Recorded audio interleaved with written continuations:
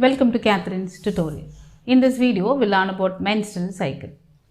This topic is very important in case of human reproduction. So what is this menstrual cycle? A regular natural change that occurs in a human female reproductive system is known as menstrual cycle. Why this menstrual cycle is very essential? Because it involves in the production of oocytes or ovum, so it is essential for the process of reproduction. Before getting into the process of menstrual cycle, we should know some basic terms in case of menstrual cycle that is used to learn this menstrual cycle. So on this part, I am going to explain the basic terminologies or terms which are used in case of menstrual cycle. So when you are thorough with the terms, so when you learn the process, these terms will help you to learn it better.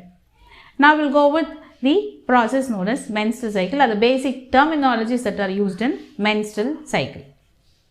This menstrual cycle is also known as ovarian cycle, or it is also known as reproductive cycle. Now I will write the terminologies, we will just go one by one. The first term what we are going to learn is about what is menstrual cycle. The second term what we are going to learn is about what is menarche. The third term we are going to learn is about what is menopause. The next term what we are going to learn is about follicles. The next term what we are going to learn is about corpus luteum, followed by corpus albicans. And then we are going to learn about the hormonal control during the process of menstrual cycle. Now we will just go one by one. Now we will go with the first terminology, what is menstrual cycle. The word menses is derived from Latin language which means month, because this menstrual cycle is going to occur between 28 to 29 days once, and that is why it is given with the name menstrual cycle that eventually represents a month. This find in a healthy woman, but it may range from 28 to 35 days in female. The next thing what I want to learn about menstrual cycle is nothing but it is a regular natural changes which you can find in human female reproductive system.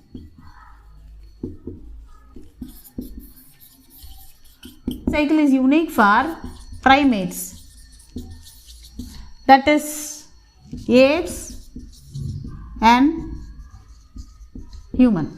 We already know a female reproductive system consists of a pair of ovaries, and these ovaries will produce ova at every 28 days or 29 days once, and it results in production of ovum from the ovary that helps in case of the process of reproduction. Again here, menstrual cycle which is also known as menses, that is the word which is derived from a Latin language which represents month, because this menstrual cycle happens at every 28 or 29 days once in a healthy woman, but it ranges from 28 to 35 days once. The next term what we are going to learn is about menarche.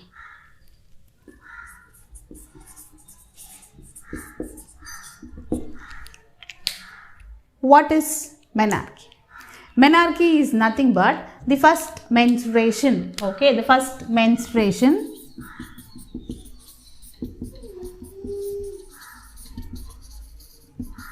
The first menstruation is known as menarche. So it happens when a female reaches a puberty. It happens between the age of 12 to 15. There is one more type of menarche known as precocious puberty. Precocious puberty which occurs in girls who are at the age group of 8. So menarche is nothing but the first menstrual period or the first menstruation is known as menarche. It happens when a girl child reaches her puberty, and it happens around the age of 12 to 15, but sometime it may even happen earlier at the age of 8, and that type of puberty is known as precocious puberty. Okay, so we learn two terms, what is menstrual cycle and what is menarche.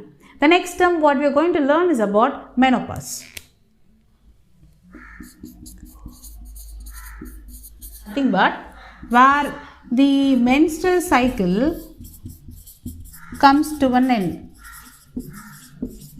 or otherwise the female will stop producing ovum or egg,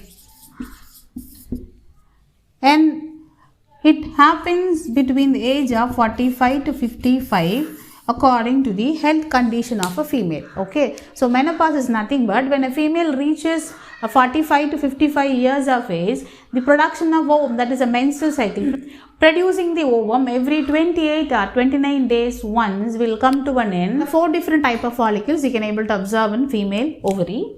I'll just list out: primary follicle, secondary follicle,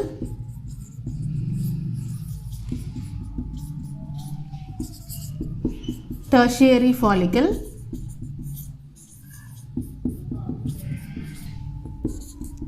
Graafian follicle.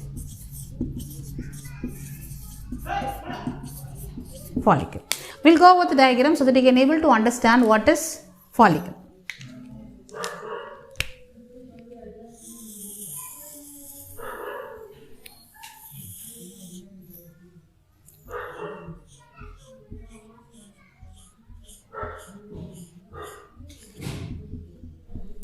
Here you can able to find germinal epithelium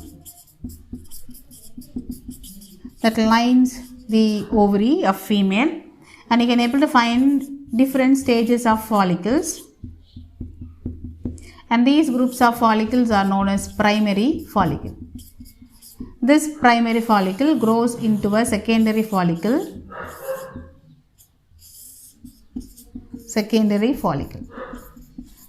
The secondary follicle grows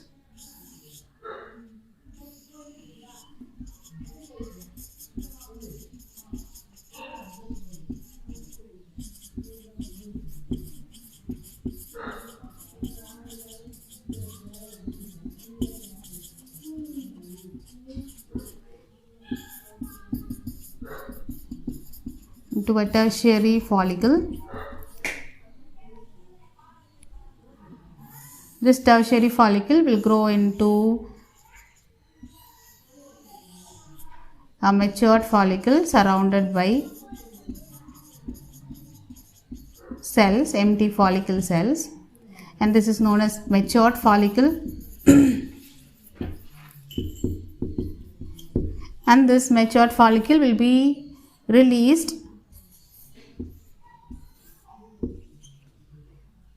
during the process of ovulation.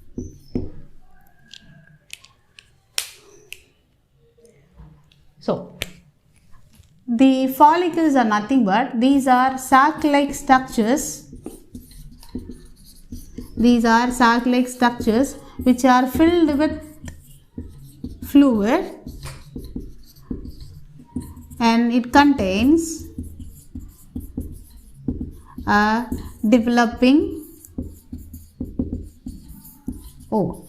Follicles are nothing but these are the sac-like structures. You can able to find the sac-like structures here. These sac-like structures contains fluid inside them. So inside this fluid filled sac, you can able to find a developing egg. At different stages, you can able to find inside the ovary. So these follicles are of 4 types, that is primary, secondary, tertiary and Graafian follicle. Graafian follicle is also known as a matured follicle. So this matured follicle will be released from the ovary during the 14th day of the cycle. So as I told you, the menstrual cycle ranges from 28 days once. So if it is in case of 28 days, on the 14th day of this cycle, that is a midday or mid-cycle, you can able to find the ovum is released from the ovary. So if it is released from the ovary, this ovum has to reach the uterus and the menstrual period should start, no? But what happens here, this ovum travels from the ovary towards the uterus for the implantation process. So it is released on the 14th day. So it is traveling from the ovary through the fallopian tube to the uterus. Okay, so we'll go with the next one.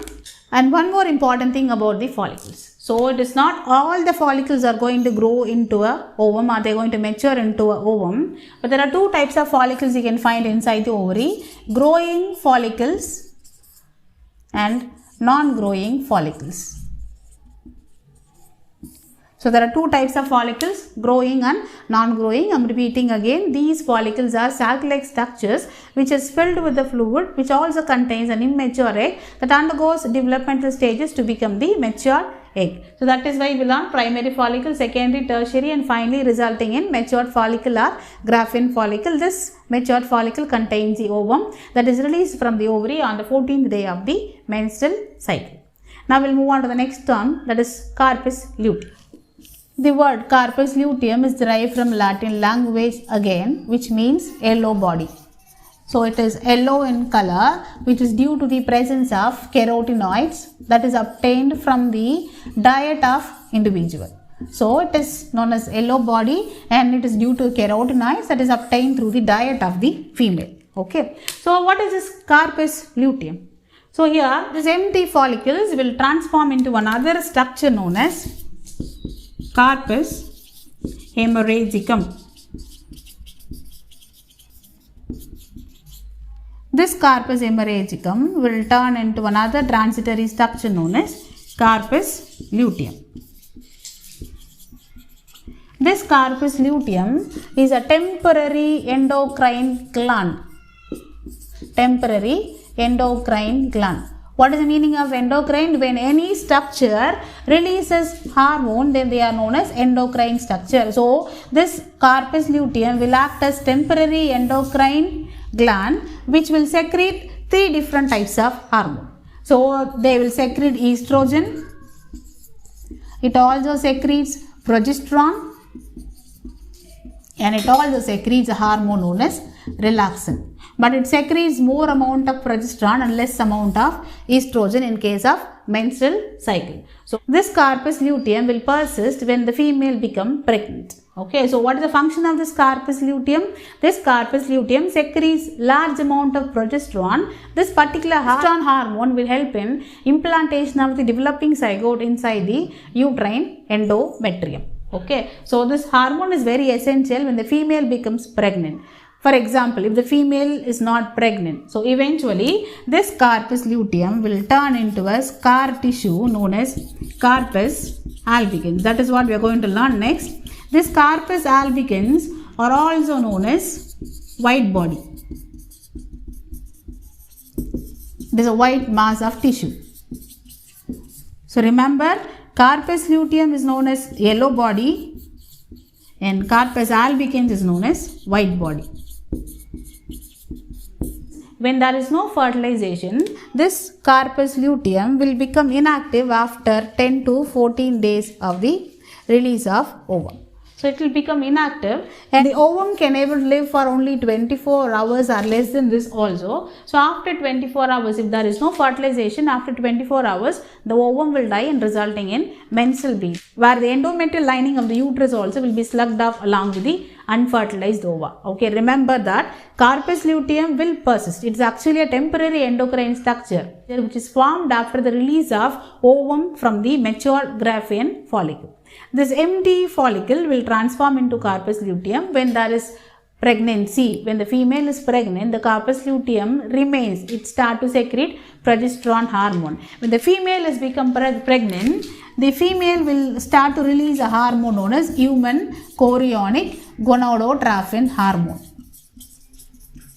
This hormone will induce corpus luteum to secrete large amount of progesterone for the implantation of young one. This will happen when the female is pregnant. After some time, the release of progesterone or the hormone level is regulated by the placenta in case of human female. So this corpus luteum is not going to continue the production of progesterone. So instead, the placenta will take care of the production of progesterone when the female has become pregnant. This in case when a female is pregnant. When a female is not pregnant, if she is not pregnant,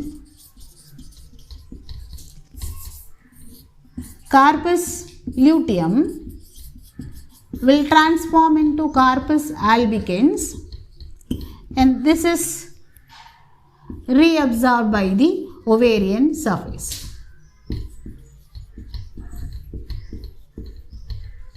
The transformation of Corpus luteum into Corpus albicans when there is no pregnancy is known as luteolysis. Lysis means destruction. Luteo means the destruction of Corpus luteum is known as luteolysis. So, when the female is pregnant, the Corpus luteum persists, it starts secreting a hormone known as progesterone. If the female is not pregnant, the Corpus luteum will transform into a structure known as Corpus albicans, which is also known as a white body, because it contains more amount of collagen. That is why it is known as white body, and eventually it results in degeneration of Corpus albicans when there is no pregnancy.